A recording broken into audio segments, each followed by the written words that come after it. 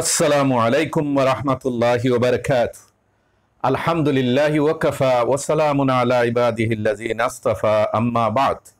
ফাকাদ ক্বালা ইবনু মাসউদ রাদিয়াল্লাহু তাআলা আনহু মান জাআকা বিল হাক্কি ফাকবাল মিনহু ওয়া ইন কানা বাঈদান বাগীদা ওয়া মান জাআকা বিল বাতিলি ফারদুদ আলাইহি ওয়া ইন কানা কারীবান হাবিবা।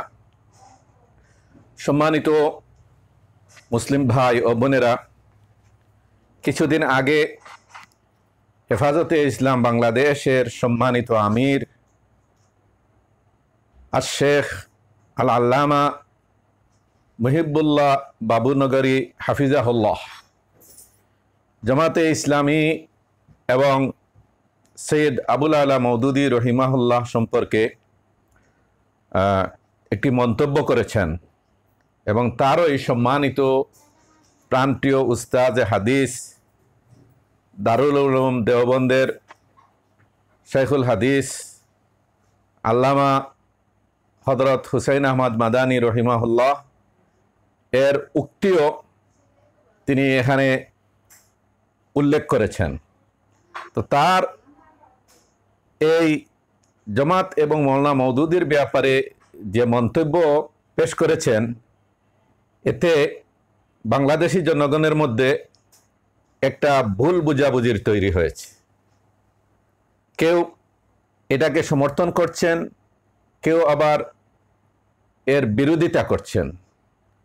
এখন আসল কথা হলো যে বর্তমান সময়ে আমরা যারা মুসলমান, কলিমা গো মুসলমান, লা ইলাহা ইল্লাল্লাহ মুহাম্মাদুর রাসূলুল্লাহ বলেছি, আল্লাহর বান্দা ও নবীর উম্মত হয়েছি, আমাদের জন্য কি বর্তমানে অনৈক্য সৃষ্টি করা, দলাদলি করা, পরস্পরের বিরুদ্ধে কাদা চূড়াচুড়ি করা, এটা কি সমীচীন হবে? বর্তমান সময়ের দাবি হলো সীসা ডালা প্রাচীরের মতো ঐক্যবদ্ধ হয়ে যাওয়া, কাদা চূড়াচুড়ি নয়, পরস্পরের বিরুদ্ধে ফতোয়া প্রদান নয়। কিন্তু দুঃখজনক হলেও সত্য, হেফাজতে ইসলামের বর্তমান আমির মুহিবুল্লাহ বাবুনগরী বারাকাল্লাহু ফি হায়াতিহি তিনি অনাকাঙ্ক্ষিত মন্তব্য করেছেন। তো এটা আমাদের জন্য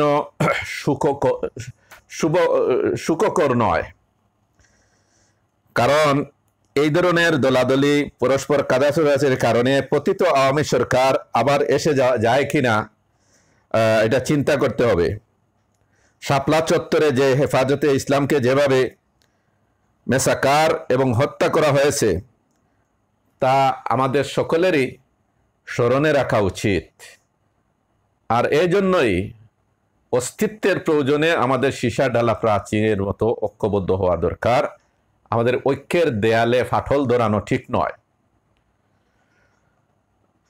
জামাতে ইসলামী এবং তার প্রতিষ্ঠাতা সৈয়দ আবুল আলা মওদুদী রহিমাহুল্লাহ, তিনি বাদশাহ ফয়সল পুরস্কার প্রাপ্ত ব্যক্তি এবং তার লেখনী, খুরদার লেখনী, যেটা ইসলামের কল্যাণ, সেবা এবং ইসলামের প্রতিষ্ঠার জন্য যে অবদান রেখেছেন, এটা পৃথিবীর বহু ভাষায় তার কিতাব অনুবাদ করা হয়েছে রহিমাহুল্লাহ।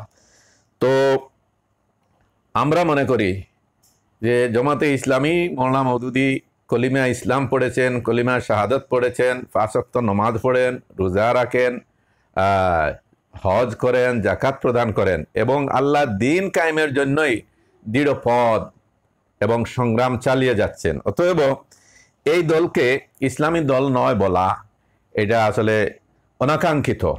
এটা আমরা বলবো যে এই ধরনের পরস্পরের বিরুদ্ধে কাদা ছড়াছড়ি করে আমরা তো দুর্বল হয়ে পড়ব।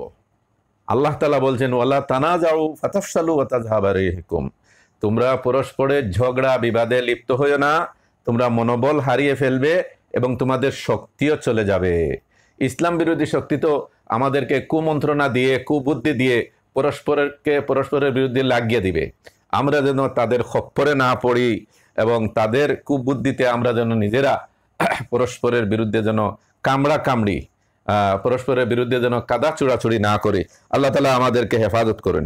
আমরা দেখেছি হযরত হুসাইন আহমদ মাদানী রহিমাহুল্লাহ বিশ্ববিখ্যাত আলিমে দিন, উপমহাদেশে তিনি শাইখুল ইসলাম নামেই পরিচিত, কিন্তু তিনি আরব বিশ্বের মহান সংস্কারক, যিনি 9 বছর বয়সে হাফিজে কুরআন হয়েছেন, শাইখুল ইসলাম হাফিজ মোহাম্মদ ইবনে আব্দুল ওয়াহাব ইবনে সুলাইমান আত-তামিমি রহিমাহুল্লাহ আন-নাজদি রহিমাহুল্লাহ, তার বিরুদ্ধে তিনি এমন কঠিন ভাষায় সমালোচনা করেছেন, এতে কেউ কেউ বলা বলি করে যে আসলে উলামায়ে দেওবন্দ যার পিছনে লাগেন তাকে পচিয়ে ছাড়েন, এবারে পচাই ফেলেন। তো আসলে তিনি তার আশ-শিহাবুস সাকিব নামক কিতাবের 45 পৃষ্ঠা লিখছেন, আল हासिल वो एक जालिम बागी खूनकार फासिक शख्स था, उसी वजह से अहले अरब को खुसूसन उसके और उसके अतबा से दिली बुग़्ज़ था और है, और उस कदर है कि ना इतना कौम यहूद से है, ना नसारा से, ना मजूस से, ना हनूद से। আশ-শিহাবুস সাকিব 45 পৃষ্ঠা তিনি এই কথা বলেছেন। তো এর অর্থ হলো যে মোট কথা সে অর্থাৎ মোহাম্মদ ইবনে আব্দুল ওয়াহাব একজন জালেম, অত্যাচারী, রাষ্ট্রদ্রোহী, রক্তপিপাসু এবং ফাসিক ব্যক্তি ছিল। এক কারণেই আরববাসীদের বিশেষ করে তার ও তার অনুসারীদের প্রতি অন্তর থেকে ঘৃণা ছিল এবং আছে। তাদের প্রতি এই পরিমাণ ঘৃণা যা ইহুদি, খ্রিস্টান, হিন্দু এবং অগ্নি পূজকদের প্রতিও নয়। এই যে শিহাবে সাকিবে তিনি এই কথাটা বললেন, তিনি আরো সামনে অগ্রসর হয়ে বলছেন, शान नबूवत और हजरत रिसालत अला साहिबिहा सलात सलाम में वहाबिया नहायत गुस्ताखी के कलिमात इस्तेमाल करते हैं और अपने को मुमासिले जाते सरवर कायनात ख्याल करते हैं। अर्थात मोहम्मद बिन আব্দুল ওয়াহাব এবং তার দাওয়াত কর্মীরা রাসূলুল্লাহ সাল্লাল্লাহু আলাইহি ওয়াসাল্লামের শানেও নেহায়াত অযৌক্তিক শব্দাবলী ব্যবহার করে এবং সে নিজেকে বিশ্ব নবী এর সমকক্ষ মনে করে। শিহাবে সাকিব 50 পৃষ্ঠা। দেখেন সম্মানিত দিনী ভাইরা, এই ধরনের কথা এই হেফাজতে ইসলাম বাংলাদেশের সাবেক আমির হযরত আহমদ শফি সাহেব রহিমাহুল্লাহ তিনিও তার আল বায়ানুল ফাসিল নামক কিতাবের 162 পৃষ্ঠা উল্লেখ করেছেন। তো তিনি আকাইদে নাজদিয়া ওয়াহাবিয়া ও উলামায়ে কেরাম দেওবন্দ নামক কিতাব থেকে সংগ্রহ করে তিনি এইভাবে বলছেন যে মোহাম্মদ বিন আব্দুল ওয়াহাব সে একটা জালিম, একটা রাষ্ট্রদ্রোহী এবং একটা খুনি এবং ফাসিক তরিন শখসতা, নিকৃষ্টতম ফাসিক নাকি ছিলেন। নাউজুবিল্লাহ মিন যালিক। অথচ আপনারা আশ্চর্যান্বিত হবেন যে গোটা আরব বিশ্ব মোহাম্মদ ইবনে আব্দুল ওয়াহাব নজদি রহিমাহুল্লাহকে তারা মহান সংস্কারক এবং মুজাদ্দিদে আলফে সানি হিসেবে তারা উল্লেখ করে থাকেন। আর তিনি মুহাম্মদুর রাসূলুল্লাহ সাল্লাল্লাহু আলাইহি ওয়াসাল্লামের শ্রেষ্ঠ জীবনী গ্রন্থ রচয়িতা, রাসূলুল্লাহ সাল্লাল্লাহু আলাইহি ওয়াসাল্লামের প্রতি পরম শ্রদ্ধাশীল একজন ব্যক্তিও তিনি। তার অনেকগুলো কিতাব আছে, এইগুলা ছাপা আকারেই দুনিয়াতে ছড়িয়ে পড়েছে। আমার কাছে 10-12টা আছে, এইগুলার নাম আপনাদেরকে আমি বলে শোনাচ্ছি। এটা হলো মুখতাসার সিরাতির রাসূল, মুখতাসার জাদিল মাআদ, মুখতাসার সহিহুল বুখারী, নসিহাতুল মুসলিমিন বি আহাদিস খাতামিল মুরসালিন, উসুলুল ঈমান, সালাসাতুল উসুল, কাশফুশ শুবহাত, মাসাইলুল জাহিলিয়া, কিতাবুত তাওহীদ, আহকামুত তামান্নিল মাউত, কিতাবুল কাবাইর, ফাজাইলুল কুরআন, আদাবুল মাশি ইলা সালাত, তাফসির সূরাতুল ফাতিহা। এই 14টা কিতাবের নাম বললাম। এরপরে তিনি তার কিতাবুত তাওহীদেই বলেছেন আল-সালিসা উজুবু মুহাব্বাতিহি সাল্লাল্লাহু আলাইহি ওয়াসাল্লাম আলা নাফসি ওয়াল আহলি ওয়াল মাল। তৃতীয়ত, জান, মাল ও পরিবার পরিজনের উপর রাসূলুল্লাহ ইসলামকে মহব্বত করা, ভালোবাসাকে প্রাধান্য দেওয়া, এটা ওয়াজিব, এটা অবশ্য কর্তব্য। এই কথাটা কিতাবুত তাওহীদের মধ্যে রয়েছে। তো এই যে দেখেন বিশ্ববিখ্যাত আলিমে দিন, আরবের মহান সংস্কারক, তাকে হযরত হুসাইন আহমদ মাদানী রহিমাহুল্লাহ এবং ওনার অনুসারীরা, যেমন আমাদের বাংলাদেশের সাবেক হেফাজতে ইসলামের আমির মোহতরম আহমদ শফি সাহেব রহিমাহুল্লাহ, তিনি এইভাবেই তার উস্তাদের অনুসরণ করে এই কথাটা বলে ফেললেন। তা আসলে মুহাম্মদ বিন আব্দুল ওয়াহাব নজদি কিন্তু তিনি দাঈয়ে তাওহীদ ছিলেন, দাঈয়ে সুন্নাহ ছিলেন এবং তিনি শিরক বেদাতের বিরুদ্ধে বজ্র কঠিন ছিলেন। শিরক বেদাতের খণ্ডন করেছেন এবং তাওহীদের দিকে মানুষকে আহ্বান করেছেন। এই জন্য আমাদের বাংলাদেশের সজাগ সচেতন আলিম যিনি জমিয়তে উলামা ইসলামের সভাপতিও হয়েছিলেন। বাংলাদেশের মাসিক মদিনা সম্পাদক মৌলানা মহিউদ্দিন খান রহিমাহুল্লাহ বলেছেন, মুহাম্মদ ইবনে আব্দুল ওয়াহাব নজদি অষ্টাদশ শতকের একজন বিশিষ্ট সংস্কারক ছিলেন, এতে সন্দেহের অবকাশ নেই। আপনারা দেখুন সমকালীন জিজ্ঞাসার জবাব, দ্বিতীয় খণ্ডে 170 পৃষ্ঠা। এজন্য আমি আপনাদেরকে বলবো, সম্মানিত দিনী ভাইরা, যে আমাদের বুজুর্গানে দিন, বড় বড় আলেমরা, সমসাময়িক আলেমরা একজন আরেকজনের বিরুদ্ধে মতামত ব্যক্ত করে থাকেন। তো অনেক সময় এই মতামত, ফতোয়া, বিরোধিতা, এটা সত্য প্রকাশ পায় না, এটাকে ইনসাফ প্রকাশ পায় না। এগুলা পরবর্তীরা এগুলা যাচাই বাছাই করে থাকেন। তো আপনাদেরকে বলবো যে আপনারা উলামায়ে দেওবন্দ রহিমাহুমুল্লাহ, যারা আওলাদে রসুল সৈয়দ আবুল আলা মওদুদী রহিমাহুল্লাহ এর বিরোধিতা করছেন, তার প্রতিষ্ঠিত সংগঠন তাওহীদের পতাকাবাহী সংগঠন, একামতে দিনের সংগঠন জামাতে ইসলামের বিরোধিতা করছেন, এগুলা আসলে চুরচিরা বিশ্লেষণ করলে দেখবেন এটা ভুল বুঝাবুঝির শিকার হয়েছেন। অনেকের অনুধাবন হচ্ছে এটা ব্যর্থ অনুধাবন। এজন্য আমরা এই সমসাময়িক উলামাদের বিরোধিতায় আমরা যেন বিভ্রান্ত না হই, সত্য মিথ্যা যেন আমরা যাচাই করি। কারণ আল্লাহ রসুল বলছেন, কাফা বিল মারই কাযিবান আন ইউহাদ্দিসা বিকুল্লি মা সামিআ, যে মিথ্যা বলার জন্য এতটুকুই যথেষ্ট যে যা কিছু শুনলো যাচাই বাছাই না করেই সে বলে দিল। সর্বশেষ আপনাদেরকে বলবো যে তর্কের খাতিরে যদি আমরা বলি যে ইসলামী আন্দোলনের লোকদের মধ্যে ত্রুটি বিচ্যুতি আছে, তে আল্লাহর রসুলের এই হাদিসও সামনে আনতে হবে ইসলামের বৃহত্তর স্বার্থে। আল্লাহ রসুল বলছেন, ইন্নাল্লাহ আযজা ওয়া জাল্লা লা ইউআইয়িদু হাযাদ দ্বীন বিররাজুলিল ফাজিরি ওয়া বিআকওয়ামিন লা খালাকা লাহু, রাওয়াহুল ইমাম আহমদ ওয়া মুসলিম। আল্লাহ রসুল বলছেন, নিঃসন্দেহে মহিয়ান করিয়ান আল্লাহ তাআলা এই দিনকে শক্তিশালী করবেন ফাজির পাপী লোকদের দ্বারাও, এবং এমন সব লোকদের দ্বারা যার আখিরাতে কোনো অংশ নেই। এই জন্য আমাদেরকে কৌশলী হতে হবে, এই নাক ছিটকে ফতোয়া দিয়ে দূরে ঠেলে দিলে হবে না।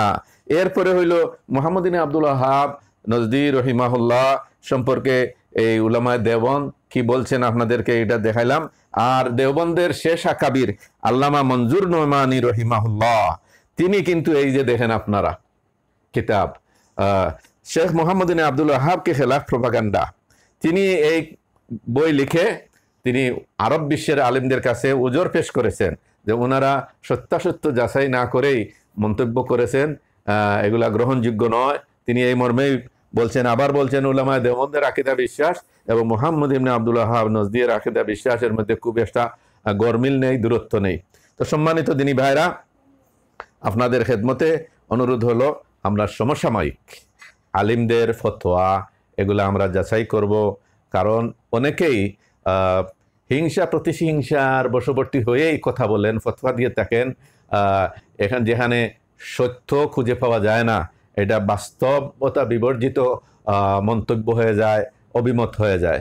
এজন্য আপনারা দেখছেন জামাতে ইসলামীর লোকেরা, তারা কলিমায় মুসলমান, তারা নামাজ পড়েন, রোজা রাখেন, দাওয়াত ইল্লাল্লাহর কাজ করেন, তাফসির করেন, তাফসির মাহফিল করেন, অতএব তাদেরকে ইসলামী দল নয় বলা এটা হাস্যকর, দুঃখজনক এবং লজ্জাজনক। আল্লাহ রাব্বুল আলামিন আমাদেরকে ধৈর্য, প্রজ্ঞা, দূরদর্শিতার সাথে মতামত ব্যক্ত করার এবং আল্লাহর দ্বীন প্রতিষ্ঠার জন্য ঐক্যবদ্ধ হয়ে কাজ করার তৌফিক দান করুন।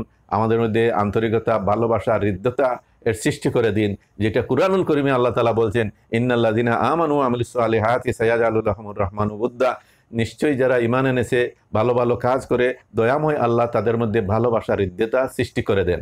আসুন আমরা ঐক্যবদ্ধ হয়ে একামতে দিনের কাজ করি, যেমনিভাবে রসুলের সাহাবীগণকে আল্লাহ তাআলা একামতে দিনের জন্য বাছাই করেছিলেন। যেন আব্দুল্লাহ ইবনে মাসউদ রাদিয়াল্লাহু আনহু এবং ইমাম আহমদ তার মুসনাদে উল্লেখ করেছেন যে ইখতারাহুমুল্লাহু লিইকামাতি দীনিহি লিসুহবাতি নবীহি ওয়া লিইকামাতি দীনিহি, যে আল্লাহ তাআলা তাদেরকে নবী সাল্লাল্লাহু আলাইহি ওয়াসাল্লামের সাহাবী সঙ্গী হওয়ার জন্য বাছাই করেছেন এবং তার দ্বীন একামতে দিনের জন্য বাছাই করেছেন। অতএব যারা সঠিক ইসলামী দল, সলফে সালিহিনের অনুসারী দল, তারা অবশ্যই একামতে দিনের আন্দোলন করবেই।